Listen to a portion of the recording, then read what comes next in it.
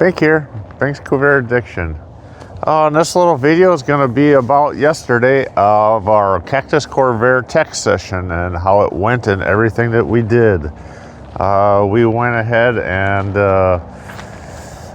on the tech session part of it, we did cold and hot valve adjustments.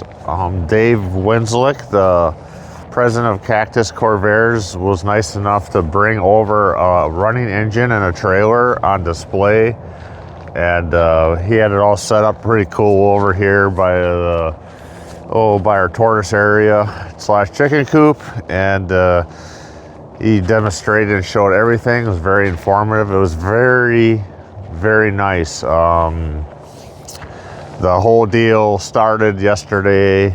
I opened the gate at 9 o'clock, and right away, as soon as I opened the gate, people started rolling in. We had like 20 some people, I guess, here, a few Corvairs. It was real nice. Everybody enjoyed themselves. What I did is I ended up cleaning up the shop, pulling the Corvairs out 2 days prior to the show. One of the Cactus Corvair Club guys brought his 64 Monza over, and we were going to be doing some work on that also. So that was in the shop. Everybody's having a good time talking. What we did on that was it had an e-brake problem that magically fixed itself when it got here. So that really wasn't a problem. The light switch that was supposed to be giving problems worked. We did fix underneath his fuel tank. Wasn't getting, his fuel gauge wasn't working properly. We addressed that, got that fixed. And see, he had a power draw on it. We found that is probably the alternator is bad drawing power. So that, and then besides that, when he brought it here, I was like, oh, it was dripping oil a little bit here. And so I put a pan under it, and then like the next day afternoon, Joe and I pushed it out of the way a little bit to get the Blue Boy ramp side out of here, and I didn't push the pan far enough because there's drips and puddles of transmission fluid all over the place. So we got it up on the lift, and we went ahead and figured out everything he needed, and Gary was nice enough to go through the Clark's books and write down everything he needed. So he asked if we could leave it here and we could get it cleaned up and fixed another day in another week or so when he gets the parts in. I said, yeah, go ahead. So we parked that on the property. Jeff, the machinist, was here, and he showed us how he made the press plate for the FC bearings. It was a good time. We had raffles. We had, I don't know, everybody got shirts, and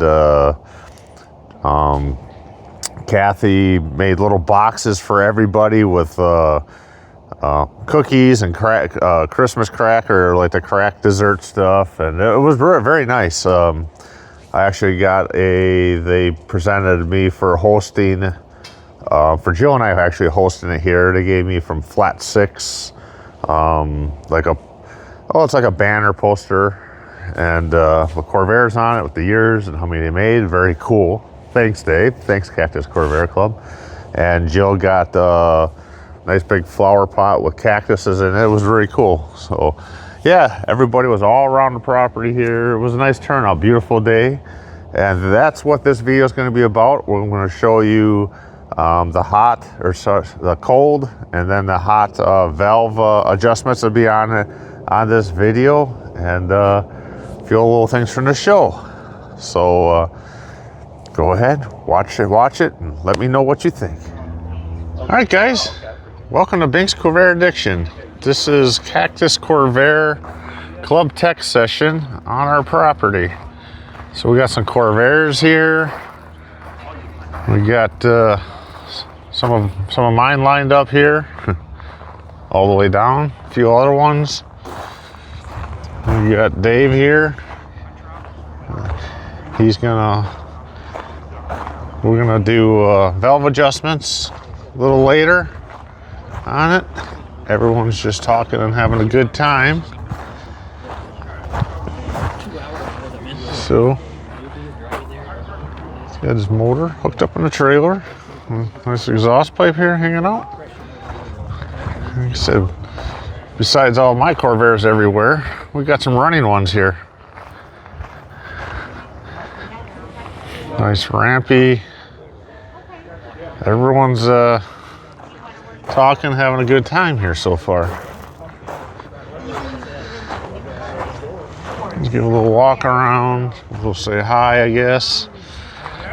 My wife and son, my wife's like, ain't you guys supposed to be working on stuff? It's like, I don't know. Everyone's just having a good time. That's what it's all about. Talking Corvairs. We'll go walk around.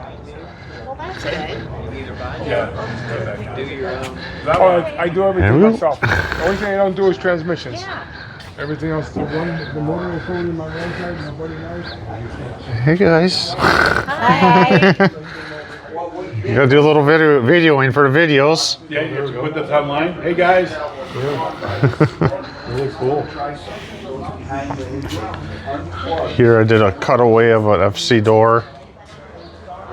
Load all the junk, clear coat it, and see how it works.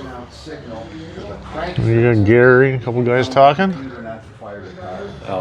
And this one here we're supposed to be working on, but we're still having fun talking. Good. The one you put in is probably good. I just watched it.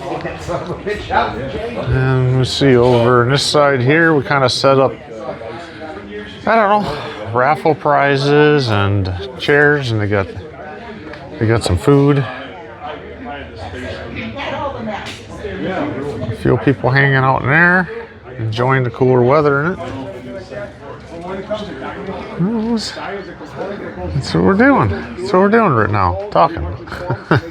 Beautiful day. The machine says, well, I can do that.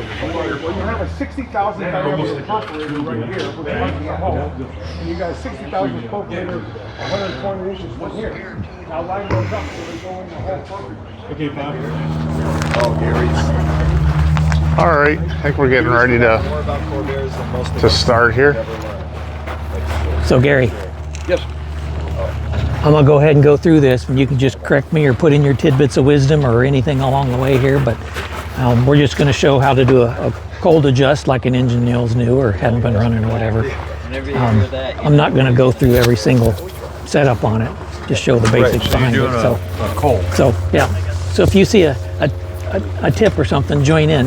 You got a mic, I got a mic. But basically, the procedure to set the valve lash cold is detailed really well in the factory service manual. Right, it is. That's one. There's a lot of things that aren't done well in the manual, but that's one that's exactly, if you follow it, it'll work every time. Right. The main thing you got to do is have the top dead center selected, and then you do the cylinders it tells you. And a lot of times you can just know if they're loose like that, that's the one you're working on. If it's tight, you know, like this is not the one you'd adjust. And then you do that set, and then you rotate the engine 180 degrees. Right. And then you do the other set. But we're just going to pretend like we're just setting this one, and once you know how to set one, you know how to set them all. Pretty much. Yeah, pretty much. So the main thing with setting them cold is you're looking at the point where this rocker is just starting to push on the top of the push rod, that little finite point between there. And the best way to do it is to have your fingers in here and be spinning this rod. Right. You can do a feeler gauge up here or something, but I've not had a lot of luck with that. The main thing, this was all set at about 3/4 turn, so we'll back it out and pretend we're starting over. What I do with my wrench. Down here? Yep, thanks. So if you're rebuilding an engine or you've had the push rod tubes out, and the rockers are off and all this, you're going to start from a point, who knows where it is, but you know, clearly you're going to have a lot of wiggle on these.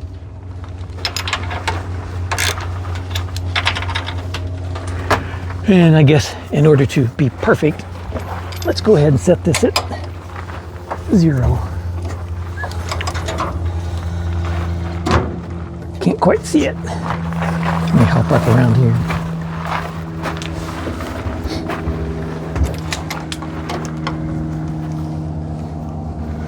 All right, so that's either at top dead center or 180 off, but You're looking we'll find it. So that one's under compression now.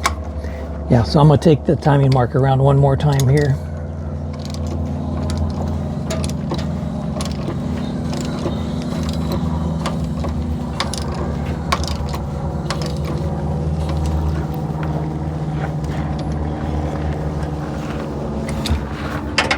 That's what you should have.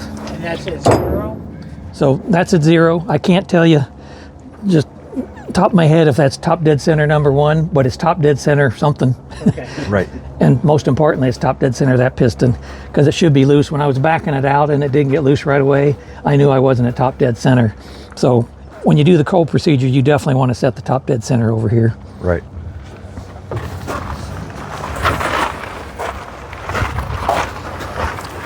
So with that loose, basically you take it down until you got 0 lash on it, to where there is no wiggle on this, or the spinning of this rod is really easy right now, even though it's oily. So you want to take it down to the point where it just gets tough and where this just touches. And if it's a fresh motor, you need to put a couple drops of oil on there, Yep. On where? on the rocker. Where the tip hits, Yeah, where it just touches. right. See, right now I can see daylight on it, so I know I've got a long ways to go there. So now it's touched.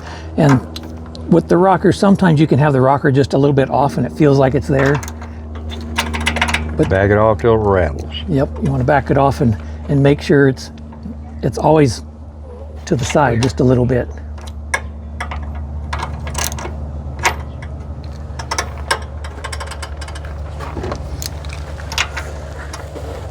And depending on the socket you're using, the socket can also offset and bump this thing and also fool you into thinking that you're right there. If you're laying on your back under the car, it's a little bit different. Yeah.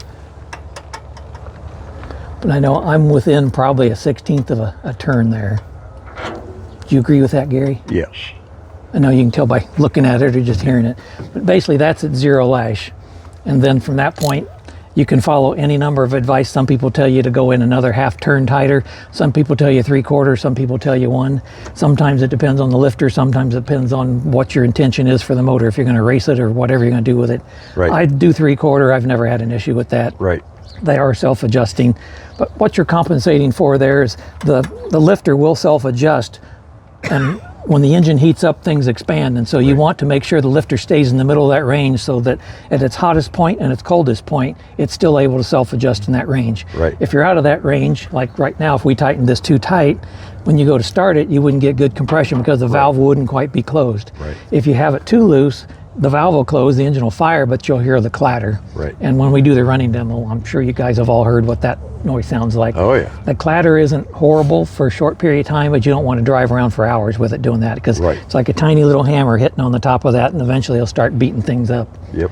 But anyway, Camshaft, lifters, Yeah. end of the anything end with of slop the in it like that. But valve. anyway, it's as simple as that. If you can do the feeler gauge, that's fine, but I just do it like this. I've done enough that I can even tell by rocking it. But when this spins easy, if I go just a teensy bit more with this, a little bit tighter, all of a sudden I can't spin this anymore. Right. Okay. And that's how you know you're right there. Yep. Okay. And I said, rocking this back and forth, make sure you're not getting fooled by this thing not quite being centered, but it does make a difference with it. So when you're at that point, basically you just go another 3/4 turn. So I just do 3/4 turns. As simple as that. And That'll that's do it. set and ready to go. Yep. And when you do the hot running version, well, before I get to that, you set the valves that the manual calls out, which is like 4 on one side, 2 on the other. Then you rotate the engine 180, and then you do 4 on that side and 2 on this side, and then they're all done. Right. And you can button things up. When you do the hot running version of it, basically you're starting out from a point, you probably have got it close, but if you want to fine tune it, then you start the engine up, you get it good and warm, you put on a half of a valve cover, or a valve cover that I punched holes in like this. I did this because if I want to put this on, set the valves, and then go driving around the neighborhood for a week and make sure things are set where I want, I can pop the top off of one of these and go in and adjust it, drive it around, and when it's good, then I'll put the normal valve covers on it, because these would eventually leak. But when we do the hot demo, you'll hear, you basically back out each one of these until you hear the clatter, and it'll be a very defined spot. It won't be like, well, I kind of hear it right now. You'll hear it Yep. within about 1/8 of a turn. Yep. You let things settle down, because the lifter has to adjust the volume. You let it settle down, and if it's still clattering, then you do 3/4 of a turn in. And essentially it's the same thing we just did. when you back the nut out when the engine's running, when you reach the point where you've got lash, you'll hear the clatter coming just the same way you heard me rattling this thing around. And if it's a fresh engine, it may have air in the lifter, so you got to get it warm enough for the oil to thin out, so it'll push all of the air out of the system so that the lifter does its job. Yep. Yeah, there's if you leave an engine set, Kathy's 4-door is famous for that. If you leave it set more than 2 or 3 weeks, it'll clatter pretty bad, and the clatter will not go away letting it idle in the driveway. Nope. You have to drive around the neighborhood about 25, 30 mile an hour, Yeah. and usually within about 2 miles the clatter goes away. Right. It needs that warmer oil. It needs a little bit higher RPM to basically pump it up or burst the bubble, whatever. But Right. since the lifters lay on their side, they do drain down. Right. In a standard V8 where the lifters are in an angle, the oil can't get out of them, but on the Corvair they can. And the air goes out the top a whole Right. lot quicker, faster than they do when they're laying down like in the Corvair. Yeah. And you'll find a ton of people that are new to Corvairs that get an engine and fire it up and they hear that noise and they think connecting rod or whatever. And you'll recognize it after a while if you've been into Corvairs. It's like, nope, that's just the valve clatter. Right. And it could either be adjusted out, but normally it's just a matter of running it and it goes away. Yeah. This one will do it rarely. I'll pick up a clatter on it and it's usually gone by the time I get to the end of the neighborhood. But Yeah. when I pull out past the neighbor's house, he's like, oh, your engine's going. I'm like, it's fine. Not a problem. Yeah, it's running Just on the all nature of the six. beast. We'll but make it. Yep. Good lifters should not do that. Majority of them don't, but occasionally get it. And it's hard sometimes to find out which one's noisy and which one needs adjusted because the noise goes away when you start looking for it. Right. But you can open this up and you can put a little dowel rod to your ear and you can hear it. If it's bad, you can feel it. You can put your finger on here and you'll feel which one's clattering. But most of the time when you're chasing one, just as you're ready to figure it out, then it gets quiet again and it won't make the noise for a month. And you'll put everything back together and then the next time you go to start it, it's clattering again. So it's just embarrassment, but doesn't really hurt anything. So that's a bad lifter when you have a situation like that. If it keeps doing it over and over, you probably got a lifter that's got some grit that's stuck in it that's not coming out, or it's just got a bad seat and it's always going to do that. But Yep. you can try and put the Rizlone in it or Marvel Mystery Oil or something. Some people even put in automatic transmission fluid, which I wouldn't recommend. A very high Some detergent type product. detergent. Right. Yep. For the And you oil. can try that, but I normally don't go chasing problems that far. And to actually change the lifter out, of course, you've got to pull all this apart, and then you've got to hope that the lifter comes out with a magnet or a Right. pulling tool and that it hasn't mushroomed. And it's just generally, I got other Corvair things to fix besides going after a lifter that sometimes makes noise. And when you pull that lifter out and you check the bottom of it, and if it's dished inside, then the cam is bad. Now that's a whole nother tech topic, but Yeah. wiping out cams. But yeah, the cam lobe and the bottom of the lifter are always a little bit round so that they force themselves to spin, so they don't Right. always rub in the same spot. And that's been a big issue the last few years on everybody talking about using the ZDDP Yep. in the oil and all that kind of stuff to keep things slippery. Yep. But most often it's a bad grind on the cam that starts it, or a bad lifter. I've seen over and over people buy a brand new set of lifters, or they have old lifters reground, Yeah. and the guys aren't grinding them right. They're not putting enough curve on it. Right. And as soon as you start, if that lifter isn't spinning, it's already got a flat spot, and it's not going to come off of that flat spot. Right.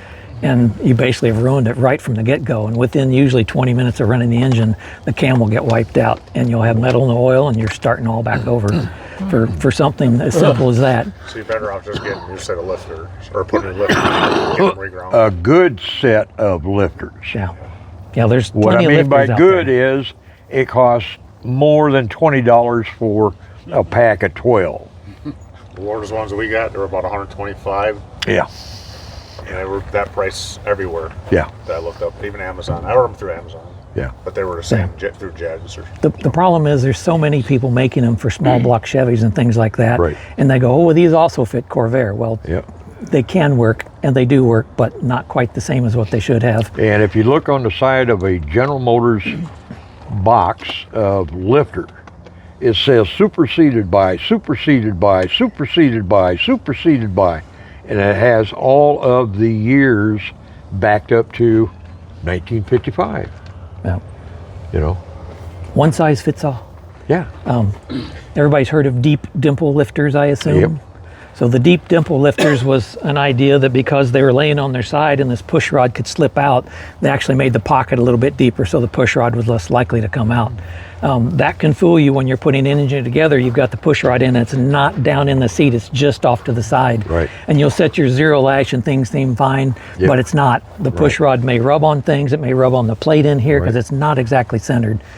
So that's another thing when you put in the rod, just kind of fish it around and wiggle it around in there and make sure it's all the way down inside of it. With the deep dimple, it's easier for it to hit that. But you generally, I don't know if anybody makes those anymore. I think they're all reproduced or taken apart and cleaned and put back together best they can. But I do fine with them. You just got to know that sometimes the push rod doesn't seat down in them. They hang up by the clip on the top. And if anybody has ever noticed, the newer lifters don't put the amount of oil into the backside of the head as much as the original Corvair lifters do. And the reason they did that was to remove the heat from the backside of the combustion chamber on the Corvair head. So all that hot oil went back down into the oil pan and was cooled by the rest of the engine. Yeah, if you go on Corvair forum, you'll find lots of people complaining about that they're not getting much oil coming out of the push rod here.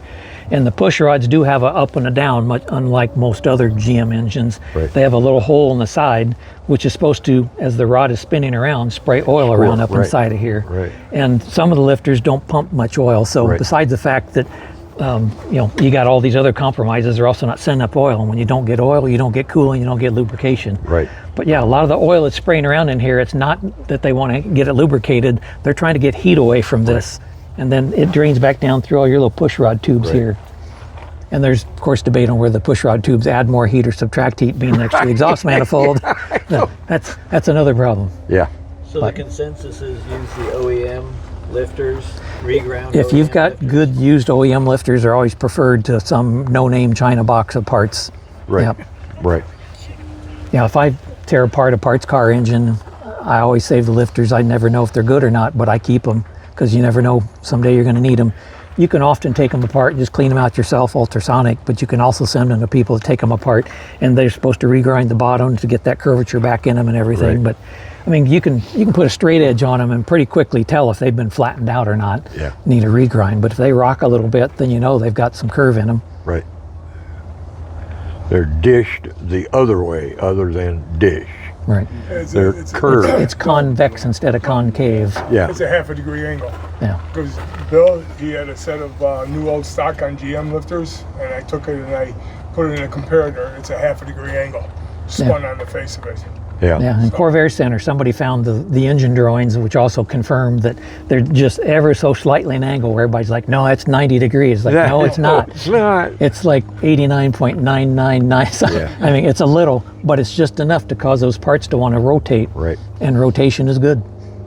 Yep. Kind of like valve rotators on the FC engines. Yeah. Yeah, all that stuff. You want your valves to rotate. You don't want your valves always hitting the same spot in the seat, but Right. Especially under a tremendous load. yeah. Yeah, that's why the trucks basically got that, because they knew they'd be pulling stuff up mountain grades or whatever. Right. Can you put them in car motors, the rotator valves, or rotators, or no? Yeah, but there's not No reason. not real need to. Okay. Yeah, but you can. And I know I think some of the parts you bought from Miner's Garage Sale has some of the heads had rotators on them, or maybe you bought the heads, but Yeah. you can physically see the difference on the top of them. Yep. But it's something definitely to save if you run across a set of them for people that want them. It's nice to have them, but I wouldn't put them on a car just to be doing it. You know, if I knew I was going to be making a car 1,000 pounds heavier than it should have been, and I'm going to be towing a trailer with it someplace, okay, maybe. But just not what we do with our Corvairs these days. Any other questions on setting cold? No. Not me. Okay. Well, then I'll put things back together, and probably after lunch we'll fire it up and warm it up and show you how to do it hot, and then we'll see how good my cold setting was. Dave, There I you have go. one question. Yeah. You have the engine tipped. If it's full of oil and you have it dead flat, you pull the valve cover off, you're going to lose a bunch of oil. It's usually just about at that point, but even just what pools in here, if the engine were flat, that would have come out because the push rod tube is about that much above it. Right. So because with the engine stand I can rotate a little bit, I just did it just to save myself from cleaning up extra oil. Yeah. But So if you're doing it at home, you're just going to have a pan. at home, I generally will jack up this side of the car, so I got room to lay underneath of it. And do that And- right. See? And it's not so much that the oil pickup is in danger of starvation or anything like that, but that way you don't have so much oil pouring out on the floor while you're working. Right. I used to do it with no valve cover, pardon? You used to use a cut valve cover, right? Yeah, I used to do it with no cut valve. I just opened them up and I just let the oil pour out in the pan, and then I'd pour it back down the thing when I was done. Not a good move, but when you're a Right. kid, that you do what you got to do. Yeah. Yeah. Anyway, test engine in general, this is what I've kept on the stand just for testing alternators, fuel pumps, carburetors, whatever. This came out of a parts car. Supposedly it was rebuilt by a guy who worked for GM rebuilding engines for him. I have no reason not to believe him, but the car it came out of was a rusty four-door. It wasn't worth saving, so I kept the engine, and I've used it for probably 8 or 9 years like this. It was an automatic, so it has had a torque converter on it, but it's really hard to put a starter on a torque converter on a flex plate, Right. because you don't have the transmission holding things in place. Right. So what's in here now is a torque converter I bought off of Rex Johnson, which has been cut in half. So the only thing that's there is just the ring gear. Yeah. So you don't have the weight of that converter flopping around, because if you gun the engine and that thing's not perfectly balanced, all that weight's trying to get out of that bell housing. Yep.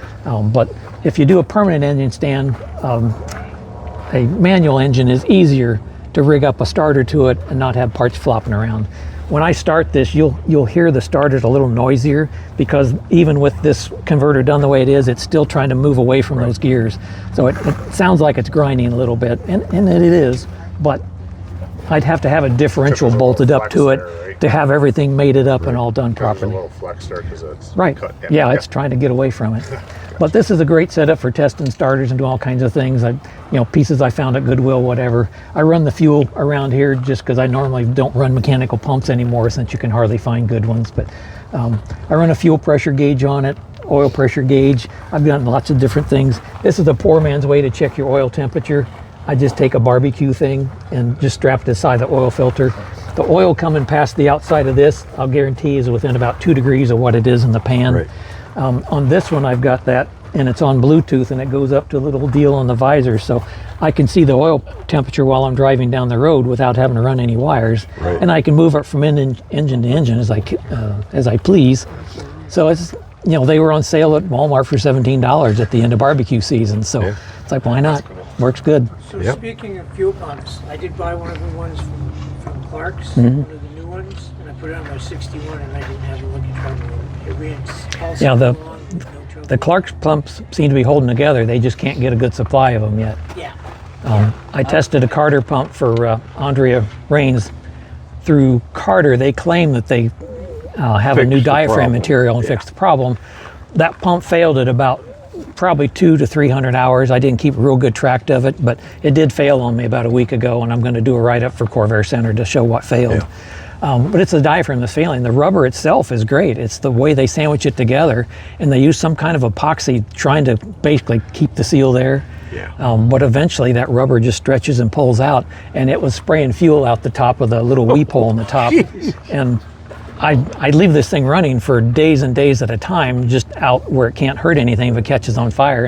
And it's shooting gas out, and the wind was blowing it right back down in the electric motor that I was using to run it. But luckily there was not any arcing, and I run about a half a gallon of fuel. But it still would have been a mess. But anyway. And a little fire. Yeah. The other thing I did on this let me see if I've got it over here, but this is where the oil pressure relief valve is at. Yep. Yep, I did bring it out. So there's a spring and a plunger in there that when you start the engine and the oil is nice and thick and you're sitting there racing the engine on a cold day, the oil pressure wants to go through the roof and it'll blow the oil filter off of there. So they put in a relief valve that basically sends the oil straight back to the oil pan above 35 psi. Right. So there's some debate with people thinking that spring in there, well, if I put in a thicker spring, I'll raise my oil pressure. It doesn't do anything about low oil pressure. It changes where the high oil pressure bleeds off. Right. So I keep telling people not to mess with it, but they all keep thinking that I don't know what I'm talking about. So I don't know how many of you do your own HVAC work, but there's a tool that you can use to take the Schrader valve apart on an AC system on a car without taking the gas out. And I converted this into a piece that goes into here. So that threads into that. And by doing that, it touches the back of that plunger. And as you are running the engine, this thing basically goes in and out.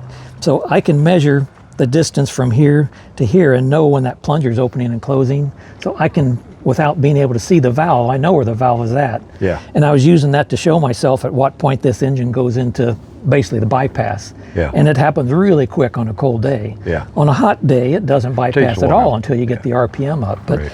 it just confirms in a different way that you've got good oil pressure, you've got a good engine. Yeah. You know, if I had this all hooked up and hot oil and I revved the engine and this guy didn't move, I'd know I'm right on the ragged limit of having good oil pressure, you know, driving down the freeway. Right. You can put in an oil pressure gauge and solve all this, but these are things I do to show myself what's really going on inside the engine in a mechanical way. Yeah. So I have yet to write up this little experiment on here, and of course this requires an engine with all this sheet metal removed, so you can put that in there. But I thought that was a pretty cool way that worked out to show me where that position of that valve is at. What is a good oil pressure?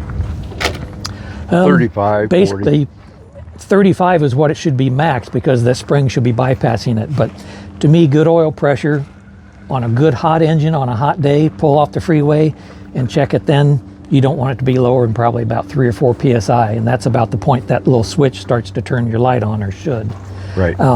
If you've got good low oil pressure at that point, it's going to be good all the way up. It can't help but be. It's a positive displacement pump. So if you don't have a flickering oil light after a hot day running on the freeway and you pull over and it's idling and like in a Power Glide, you've got it in gear, so the engine's probably at 550, 600 RPM. If your oil light doesn't come on and you've got 5 or 6 PSI, maybe even down to 3 or 4, you're good. Now the racer guys, whole different thing. They run loose tolerances, they flow a lot of oil for cooling, they do a lot of other stuff that we don't do for street cars. But as long as you got oil pressure on a hot day like that, don't worry about it at any other time, because it can't help but be perfect the rest of the way. Don't think there's much else to tell you in there. I did a cutaway on the distributor. I guess I forgot to mention that. I was showing people how the points and the dwell are related, so I cut a side out of the distributor cap.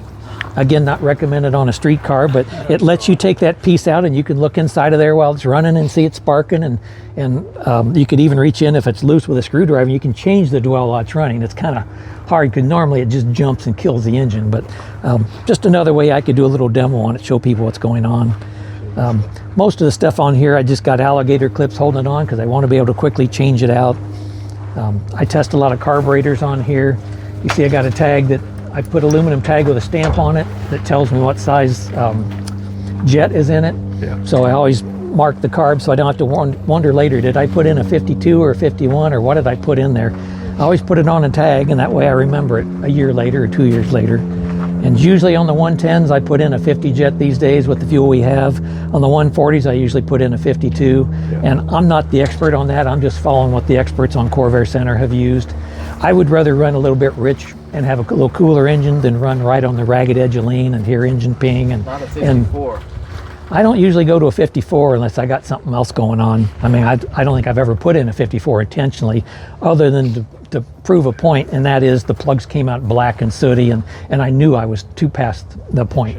Right. But if I know I'm going to be running in the summer hot, pulling a load, maybe I'd put in 54 then, because that's just to your benefit to not get that engine ping. Yeah.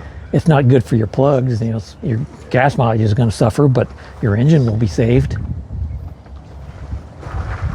I got a vacuum gauge up here that's just tied in. This is the pickup that normally, or the vacuum that would go down to the transmission. I just put a vacuum gauge on there, and it's one of those universal ones that, again, fire it up and tell you exactly what you got going on. So it's kind of handy to have. I just try and keep it rigged up so I can quickly walk up to it and test what I'm doing without spending 2 or 3 hours converting and rigging things around. Yeah. I can test an alternator. I can't test the alternator output without putting a clamp meter on it. But right now I just got an idiot light up here that's just same way one on your dash. Once it turns on and you rev it up, if the light goes out, I know I'm charging the battery. Right. But if I want to know exactly how many amps, then you can ground the field terminal over here, and I can put a clamp amp down on the battery cable, and I can see the amps going in and out. But I rarely have a problem. If an alternator is running, normally it's running good or it's not. It's a yes or no. I've rarely had an alternator that only put out 10 amps. And all the alternators you get these days from AutoZone, places like that, are always the high 47 amp output like they used on the AC cars. Even if the stamping doesn't say that, they don't have both 35 and 40 amp versions. They just sell you the 47 and call it a day. Okay. Cool. Sound good?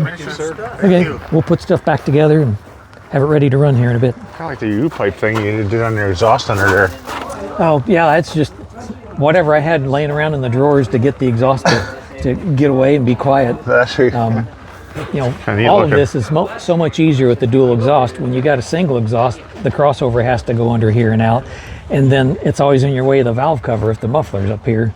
With the 140 style dual exhaust, you can swing those things wherever you want. And I have that little Y I found on eBay happened to fit perfectly, slip in there, and that hose, you know, it's just what any gas station would use to run the exhaust out the door. And this actually is a muffler off my Subaru station wagon, happened to slip in there and fit, and I'm like, okay, works good. So it definitely makes it a lot easier when you're doing something where the engine has to run for 20 or 30 minutes. And I actually have a second hose that I can really run that thing a long ways away. Does that one got the catalytic converter in it, the other hose? Yeah. Sometimes the way the wind comes around the building, it's like no matter what I do, the exhaust fumes go inside, and I know I'm getting gassed up, so I try and lengthen it out. But anyway, to set the valve lash hot, basically requires pulling the valve cover off so you can get access to the rocker nuts. But some people cut the holes in here like I did with a punch. Some people cut the valve cover in half. Some people just take the valve cover off, jack the car up slightly on the side so the oil doesn't run out so bad. So it's whatever means you got, that's fine. But I happen to do it this way. The little rubber covers on here, I 3D print. I can slip those in there and drive the car for a week or two and make sure things are set where I want. And then I put the valve covers on for keeps and call it a day. So we showed earlier how to set them with the cold setup. That's the easiest in my book, but I know a lot about it and I've done a lot of times and I know how the feel is it. This is a little bit easier for somebody who hadn't done them before because you pretty much set it by ear, not by feel. You know the rocker's in, but of course this requires the engine to be running. You know, if you're completely starting from scratch, you do have to set them someplace cold and get them halfway close. But I don't know how well this will pick up when the engine is running, but what I'm going to do here, we've already started the engine before, and I backed this nut out just to 0 lash. So I'm going to take it a little bit more. The process is that you get the engine running, you pick one of them, doesn't matter where you start, which side, none of that makes any difference, what order. But you basically back the nut out slowly until you start to hear the clatter, and it'll be obvious when you hear it. And then if the clatter stays, then you're good. If the clatter goes away, you keep going a little bit longer. You want to go to the point you hear the clatter remain. And then that's pretty much just past 0 lash. You've got just enough slop in there to hear the clatter. And then you start tightening it back up. And people will go from a half turn to a full turn. I go 3/4 turn, it's never failed me. Then basically you do 3/4, especially if you're laying under a car, you just swing the wrench 1/4 and do that 3 times, and then you're good. When you do that, you have to go slow because you're actually causing the valve seat to stay open temporarily. The lifter needs time to bleed the oil out. So if you just get in here and go rant, rant, rant like that, the engine will die usually because it's got 0 compression on it. Pretty good. So you just go slow on it. It's not like you can cause any great harm by it, but it catches some people off guard. They think they've done something wrong because the engine starts to choke, or you hear it running wrong. It's just because you've gone a little bit fast. And I'll do it slow and fast, and you'll hear the difference on it.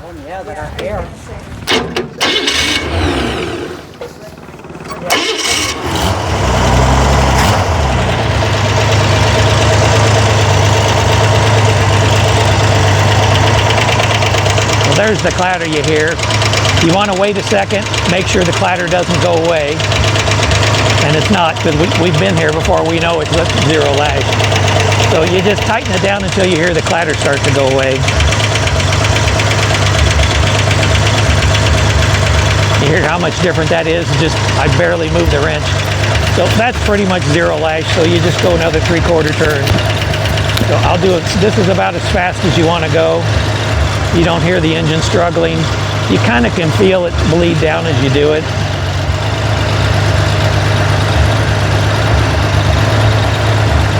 Now I'll do this one faster to show you how it stumbles. It may even kill the engine. And that's because the valve isn't closing all the way, so it's not getting full compression. But if you give it a second, the bleeder will get rid of the excess oil and it'll be right back where it needs to be. So that was a half turn. We're going to go one more quarter turn to get to 3/4.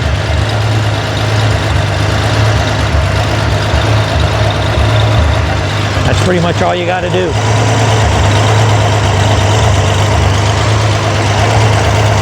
Now we didn't set this one this morning, but let's see where it's at.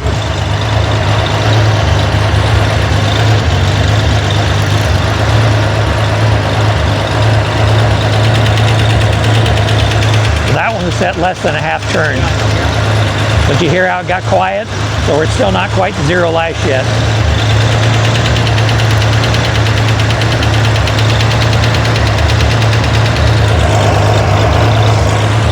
Got quiet again.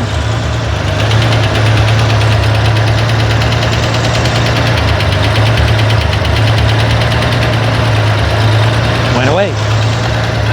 That gives you an idea how long it takes a lifter to fill up and bleed down. And it's just a tiny bit of oil that it can get rid of each time it does a stroke. So it was set closer than I thought. It just took a while to bleed out.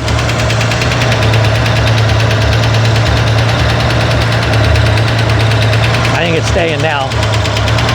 Everybody agree it's got a good clatter going? Yeah. Okay.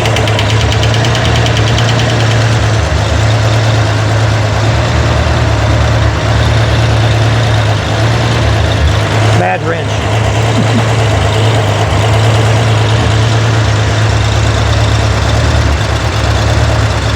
That was a little fast. You can hear it struggling.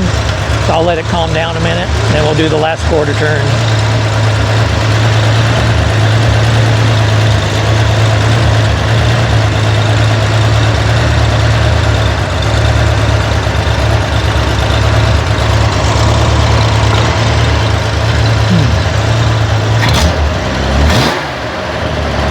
That was it.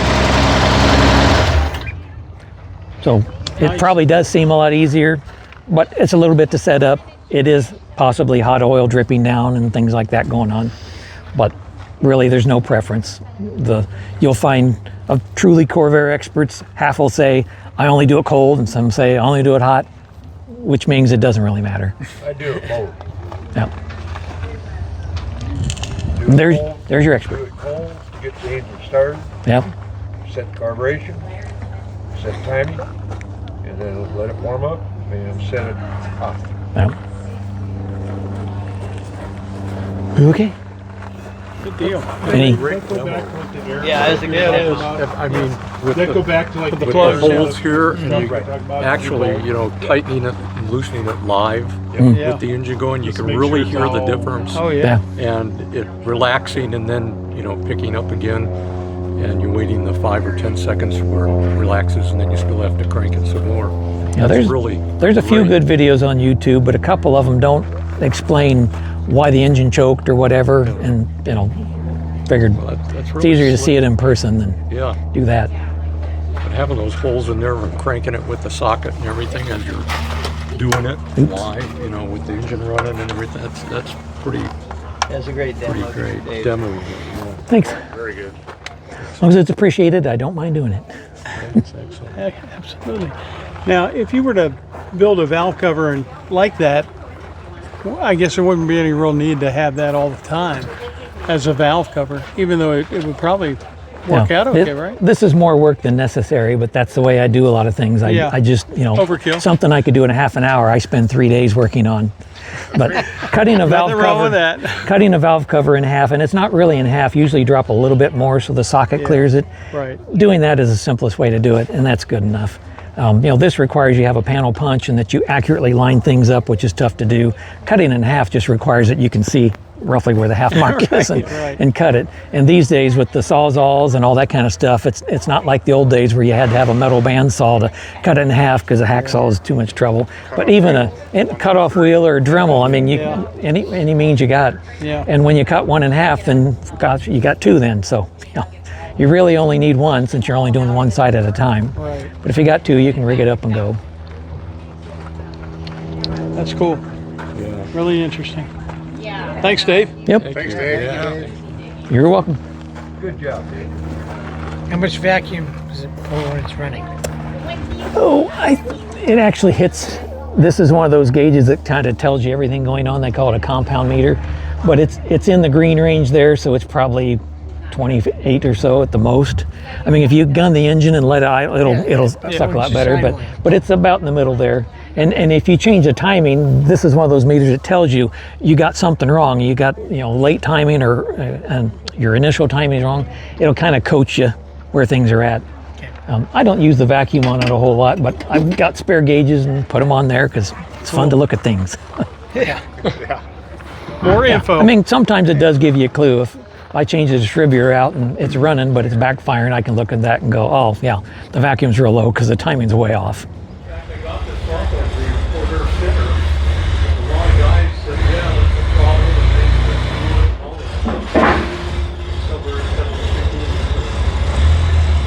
That was just a little bit.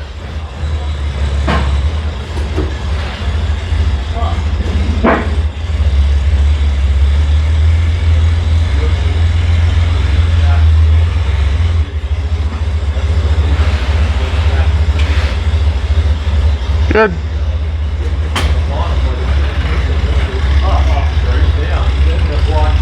I'm with Jeff here, and he, I call you Jeff the Machinist always. He went ahead and made, this is a Clark's one right here, and that's the one Jeff made. So it's basically the same version. Just checked my dimensions here on the outside diameter and the inside diameter, checked my angles, and I duplicated it over here. Put the chamfers on the outer perimeter, on the inner perimeter. My ID is the same. And then went in there with the CNC, cut the outer perimeter, cut the inner perimeter, then went in with a 45-degree angle cutter, did both sides, and then flipped it over and put the chamfer on the back. Yeah. As far as that goes. Easy peasy for a machinist that knows what he's doing, right? Yes, sir. So, and then the next project is the one for the cars.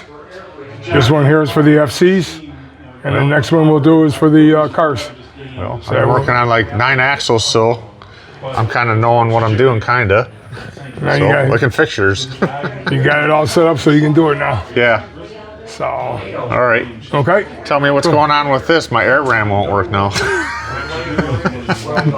I don't know why. Well, we'll have to hook air up to it. How's the seals inside your cylinder? I don't know. All right.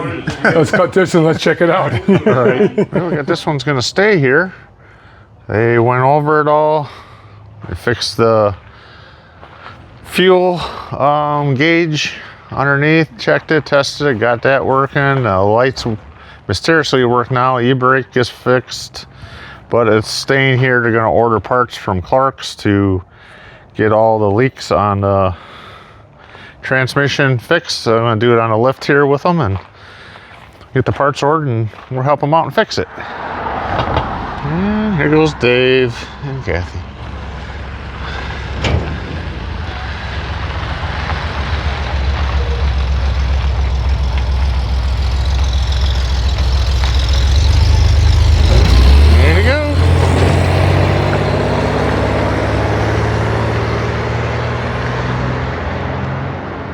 All right, that's it for Bink's Corvair Addiction here.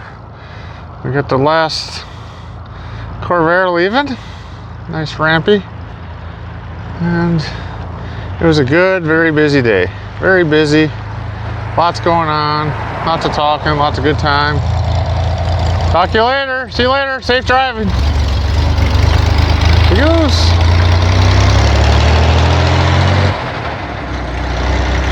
Yep, that's it for this episode of Bink's Corvair Addiction. Thanks for watching.